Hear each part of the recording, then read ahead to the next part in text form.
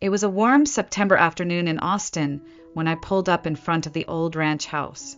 The wind chimes on the porch clinked faintly, the same sound that once meant safety and summer afternoons filled with laughter. Now it felt unfamiliar, almost hollow. I hadn't been here in over a year, not because I didn't want to, but because I'd been told there was no one left to visit. When the front door creaked open, I was met not with a hug, but with a voice as cold as the rusted screen door it came through. "So, you finally decided to show up," Grandma said, her eyes sharp, her arms crossed. I froze. Her words stung more than I expected. "Grandma, what's going on?" I asked, stepping closer. "They told me you were in a nursing home, that you and Grandpa—" "Don't!" she cut me off, raising one trembling hand. That single gesture felt like a slap. "Your grandfather called you Elena, over and over on his deathbed. He kept asking for you, his little scientist, but you never answered. You never visited." My breath caught in my throat. "That's not true," I said, my voice shaking. "Please, let me see the number he was calling." She hesitated for a moment, then disappeared into the house. When she returned, she was holding a small notepad, the corners worn, the pages slightly curled. She handed it to me. I recognized Grandpa's handwriting instantly, but the number on the page wasn't mine. Not even close. "This isn't my number," I whispered. "I've had the same one since high school." Her brows furrowed. "They told us you changed it when you went off to college," she said, her voice quieter now. "Said you didn't want to be bothered, that you wanted space, that you were ashamed of us." "No," I said, stepping back, my legs suddenly weak. I grabbed the porch railing for support. "Grandma, I came home last spring break. I came here. Vanessa was here. She said no one was home." Grandma's face turned pale. "We were here. We've always been here. Elena, what are you saying?" "They lied to me," I said, anger rising in my chest like a wave. "They told me you and Grandpa had been moved to a care facility out in Cedar Ridge. They said visitors weren't allowed because of quarantine, that it was best I stayed away and focused on school." Her lips parted, but no sound came. She looked as if the wind had been knocked out of her. "They said you didn't want to see us," she finally whispered. "That you said you had a new life now, that we didn't belong in it." A bitter laugh escaped me, sharp and shaky. "I never said any of that. They cut me off from you on purpose. They didn't even tell me Grandpa was sick until it was too late. They told me the funeral was at 1 p.m. today. I got to the church, and it was empty." She blinked slowly and sat down on the porch swing like her knees could no longer carry her. "The funeral was at 9 a.m., she murmured, realization dawning across her face like a shadow. They told everyone you didn't show, that you didn't care." I swallowed the lump in my throat. I would never miss his funeral. Never. He was the only one who believed in me. The porch blurred as my eyes filled with tears. Without thinking, I dropped to my knees beside her and buried my face in her lap. For a long time we said nothing. Only the wind spoke, whispering through the trees like it, too, carried secrets. "He died thinking I didn't care," I sobbed. "We know the truth now," Grandma said softly, stroking my hair like she did when I was little. "We know, Elena." Grandma wiped her tears with the edge of her sleeve, then looked at me with a steadiness I hadn't seen in years. The sadness in her eyes hadn't disappeared, but now it was laced with something sharper. Resolve. She stood slowly, brushing imaginary dust from her skirt, then walked into the house. I followed her in, unsure of what came next. In the living room, everything was exactly as I remembered, except the air. It was heavier now. She picked up the phone from its cradle by the kitchen wall. Her fingers trembled slightly as she dialed, but when she spoke, her voice had returned to that unshakable firmness I remembered from childhood. "Betty." "Yes, it's me," she said flatly. "I need you, Jacob, and Vanessa to come over. Right away." I heard a muffled voice on the other end. Grandma cut in before it could finish. No, it can't wait. I'll be expecting you within the hour." She hung up without saying goodbye. Then she turned to me. "The lawyer is on his way too," she said, her voice calm, but underneath it, something was burning. "Your grandfather. He left some things that need to be read aloud, in front of everyone." I didn't say a word. I only nodded. I wasn't ready for what was coming, but I had nothing left to lose. An hour later, the doorbell rang. "Stay in the kitchen until I call you," Grandma said, placing a gentle hand on my shoulder. I sat at the small kitchen table, the one where Grandpa used to drink his morning coffee, while reading science articles I'd clipped out for him. Through the wall, I could hear their voices, Mom's overly cheerful tone, Dad's calculated politeness, Vanessa's trademark bored sigh. Then silence, and finally, Grandma's voice, clear and cutting. "Please, everyone, take a seat. Mr. Cullen Reeves is here to read David's will." That was my cue. I stepped into the living room. All three heads snapped in my direction. My mother's fake smile faltered. My father's face went ghostly pale. Vanessa's lips parted, but no sound came. I could see the calculations spinning in their minds. Why was I here? Why had Grandma invited them under false pretenses? Mr. Reeves opened his briefcase slowly and pulled out a thick envelope. The kind that didn't just contain legal instructions, but secrets, too. He cleared his throat. "I, Walter Dawson, being of sound mind and clear intention, declare this to be my last will and testament." The room went utterly still. Mr. Reeves continued reading. "To my beloved wife, Helen Dawson, I leave our family home and a lifelong financial provision for her care and comfort." Grandma's expression didn't change. She already knew. "To my granddaughter, Elena Dawson, I leave the newly constructed research facility at 482 Pine Ridge Lane, including all laboratory equipment, intellectual property rights to any ongoing projects under my sponsorship, and the funds required for continued development and staffing." The room cracked. It was subtle at first. A sharp inhale from Dad, the twitch of Mom's eye. But it was Vanessa who broke the silence. "You've got to be kidding me." Her voice shook with fury. "You gave her the lab? The whole damn facility?" Mr. Reeves didn't flinch.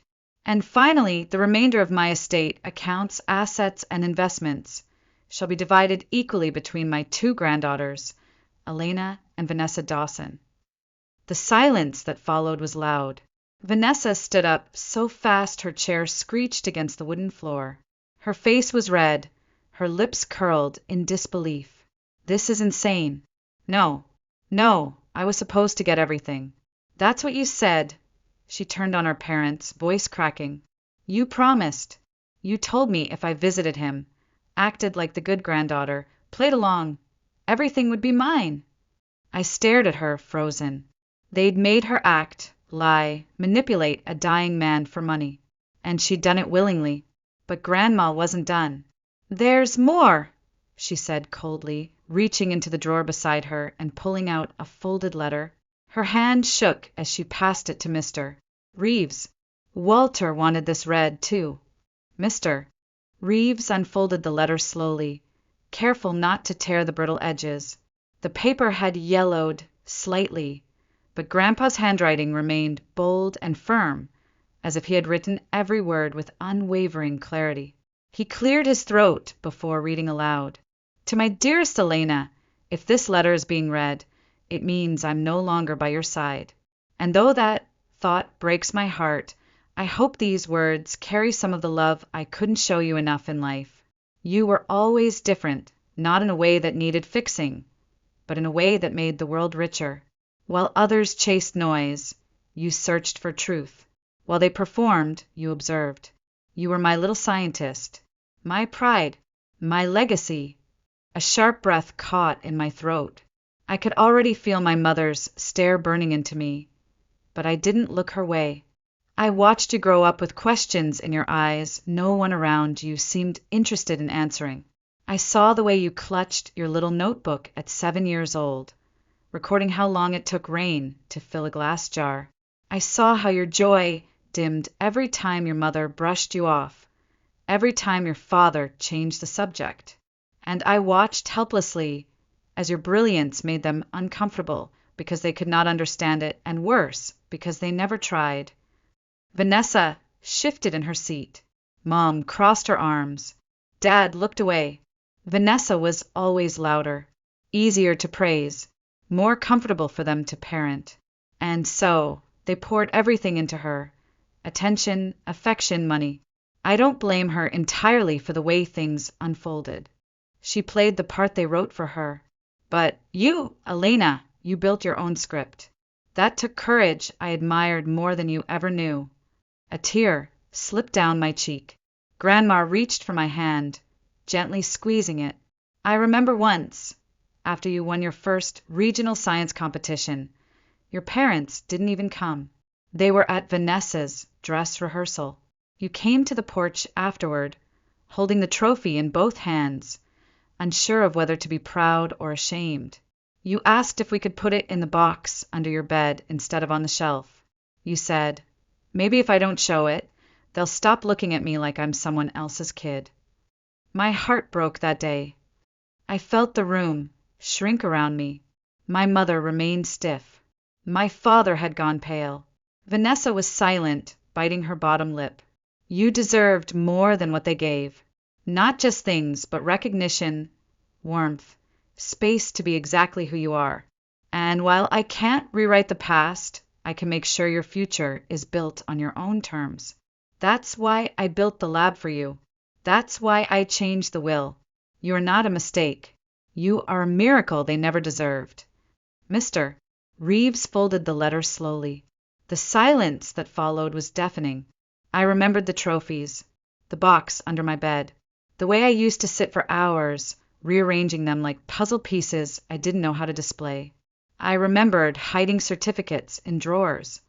I remembered Vanessa saying, "Nobody likes a know-it-all," every time I opened my mouth in front of her friends. And I remembered doing her homework for her. "You're just better at this stuff," she used to say, dropping her books in front of me without even asking. "Vanessa, that's cheating," I had told her once. "Elena, help your sister," Mom had snapped from the hallway. Family helps family. But it was never help. It was control. There was a pattern. Vanessa demanded, my parents enabled, and I complied because I thought maybe if I was useful, I'd be loved. Sometimes I'd hear them talking when they thought I was asleep. "I just don't get where she gets it from," Mom would whisper. "She's not like us," Dad would say, almost amused. "Maybe we brought home the wrong baby." They'd laugh. I never did. I stared down at my hands now, older, steadier, stronger than the ones that used to grip a magnifying glass in the backyard, trying to catch sunlight in a jar. Grandpa had seen me. He'd always seen me. And now, he'd made sure the rest of the world had to as well. I was always the quiet one, the one who stayed behind while the rest of the family moved like a polished unit. Vanessa always in the spotlight, my parents orbiting her like planets to a sun. I didn't need their attention, I told myself. Not really, but even lies grow heavy when you carry them long enough. While Vanessa danced on stage in glittering costumes, I sat in the back row of the auditorium, holding my breath every time Mom stood to applaud. She never clapped like that for me. I don't even think she knew when my science fair was. I remember one birthday, I must have been 10. Grandma and Grandpa had driven down from the ranch, and Grandpa gave me a microscope kit wrapped in newspaper with a bow made from twine. I was ecstatic. Vanessa rolled her eyes. "Of course she'd want a box of germs," she muttered. Mom laughed. "Well, that's our Elena. Always the little oddball." That night, I set up the microscope on the kitchen counter, too excited to wait. I'd prepared slides of pond water, bits of onion skin, flower petals, anything I could get my hands on. But just as I leaned in to focus the lens, Mom's voice cut through the hallway like a blade. "Elena, clean that up. Vanessa's friends are coming over. I don't want your science mess out." She didn't even look at me when she said it. That was the pattern.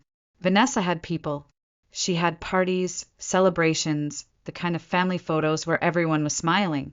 I had books, quiet, a world I built out of pages and formulas, because the real one had no room for me.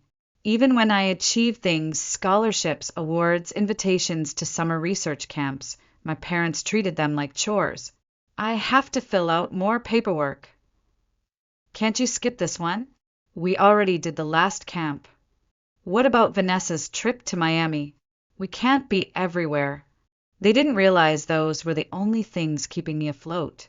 Recognition from strangers meant more than silence from my own blood. And it wasn't just neglect. Sometimes it felt like resentment, like my very existence complicated the story they wanted to tell about our family. At school, I overheard my mom talking to another parent once. Elena? Oh, she's our little genius, she said, with a smile that didn't reach her eyes. A bit intense sometimes, but we're trying to help her be more normal. I remember retreating to the bathroom and locking the stall, gripping the edge of the toilet tank to keep from shaking. Even in moments when I tried to reach them, when I got into the gifted program, when I was accepted early to university, they responded with fear, not pride. Are you sure you're ready for that? You'll be so far away. Don't rush through life, Elena. It's okay to be ordinary. But I wasn't ordinary. I never had been. And Grandpa knew. He was the only one who didn't try to make me smaller. He once found me crying behind the barn after Vanessa had told me I'd never be pretty enough to matter. I must have been 12. He didn't ask what happened. He just handed me a pocket-sized notebook and said, "Write the things they don't understand. One day the world will."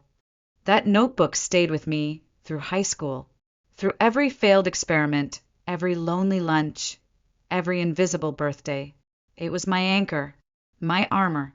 Now, sitting in this living room, with that same family across from me, pretending I didn't deserve any of this, pretending I was the selfish one, I felt the full weight of those years settle around me like armor reforged. They had spent a lifetime trying to dim my light. But Grandpa built me a space where I could shine without apology. And now they had no choice but to watch. The silence after the letter was read didn't last long.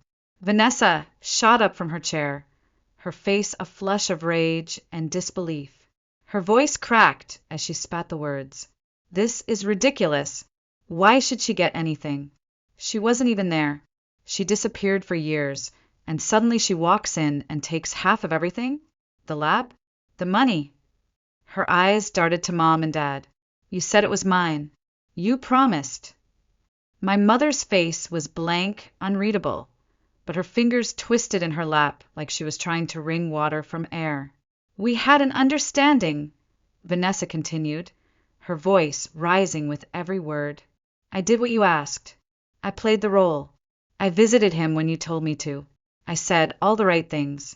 I was the perfect granddaughter. Her voice cracked. You made me beg a dying man for his favor. That sentence hung in the air like smoke after a gunshot. Even Grandma blinked. And now I'm supposed to just share? Vanessa let out a dry, bitter laugh. With her. I looked up, slowly meeting her eyes for the first time since I entered the room.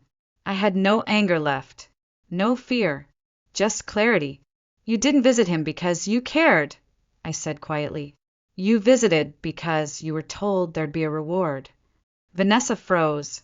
You never spent hours with him talking about books or experiments or his garden, I continued, my voice calm. You never sat by his hospital bed unless someone told you to. I may have been locked out by lies, but at least I was honest about how I loved him. Enough, Mom snapped, standing abruptly. This is not the time to lecture your sister, Elena. You don't understand the pressure we've all been under. Pressure? I repeated, nearly laughing. You mean the pressure of hiding the truth? Of isolating me from the only people who supported me? Dad stood, straightening his shirt collar like he was preparing for a boardroom meeting. Elena, let's be reasonable, he said smoothly. Think about what you're doing. You've already had your education fully paid for. All those science camps, the competitions, the international travel. Do you know how much that cost us? The room tilted. My breath caught, then steadied. You didn't pay for any of that, I said, voice low but sharp. Grandma and Grandpa did. Every application fee, every plane ticket, every piece of lab equipment. It was all them, not you. Dad opened his mouth, but I cut him off. You made it clear from the start I wasn't your priority. You made that very clear. That's not the point, Mom snapped. Family means sacrifice. Vanessa needs this more than you. If you want to honor your grandfather's memory, you'll sign over your share. Grandma stood now. Slowly. Her hands trembled, but her voice did not. How dare you, she said, her voice so sharp the air seemed to thin. How dare you stand here in the house my husband built and speak of sacrifice? Mom blinked. Helen, no, Grandma snapped. You deceived him, manipulated him. You lied to his face while he was dying, and now you have the nerve to speak of family. She turned to Vanessa. You may have played your role, girl, but it was never love. It was a transaction, and I'm ashamed to say I didn't see it sooner. Vanessa's face twisted, but she said nothing. Grandma took a breath. Her hand gripped the armrest of her chair with quiet fury. I only regret that David left you anything at all. Then she turned toward the door. Leave, she said, her voice steady. All of you. You're not welcome here. No one moved. So she raised her voice, not in volume, but in conviction. Now. Mom tried to reason. Helen, we're family. Not anymore, she said. Vanessa stormed out first, heels clacking like gunshots on the wooden floor. My parents followed, muttering something about legal challenges and reconsideration. But they left, and for the first time in my life, they couldn't take anything with them. The house fell into silence again, a quieter silence, not sharp, just free. It's been 6 years since that day. 6 years since the front door slammed behind my parents and sister, their angry footsteps echoing off the porch like the last remnants of a storm finally blowing out to sea. I haven't spoken to them since. Sometimes their names pop up on my phone, unknown numbers, recycled emails, friend requests through fake accounts. But I delete them all without opening. I don't need to hear their apologies, not when they're only born of absence. They made their choice, and so did I.